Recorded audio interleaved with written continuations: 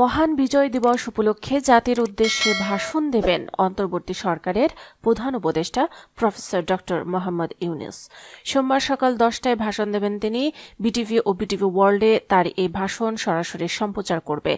এর আগে সকাল 7:15টার দিকে জাতীয় স্মৃতিসৌধে বীর শহীদদের প্রতি শ্রদ্ধা জানিয়েছেন ড ইউনূস। এ সময় বাংলাদেশ সেনাবাহিনী, নৌবাহিনী ও বিমান বাহিনীর সমন্বয়ে গঠিত একটি চৌকস দল রাষ্ট্রীয় অভিবাদন জানান। এর আগে সকাল 6:30টার দিকে জাতীয় স্মৃতিসৌধে ফুল দিয়ে বীর শহীদদের প্রতি শ্রদ্ধা জানান রাষ্ট্রপতি মোহাম্মদ শাহাবুদ্দিন। পুষ্পস্তক অর্পণের পর 1971 সালের মহান মুক্তিযুদ্ধের বীর শহীদদের স্মৃতির প্রতি বিনম্র শ্রদ্ধা জানাতে সেখানে কিছু সময় নীরবে দাঁড়িয়ে থাকেন রাষ্ট্রপতি মোহাম্মদ শাহাবুদ্দিন। স্মৃতিসৌধ প্রাঙ্গণে রাখা দর্শনার্থী বইয়ে স্বাক্ষর করেন তিনি।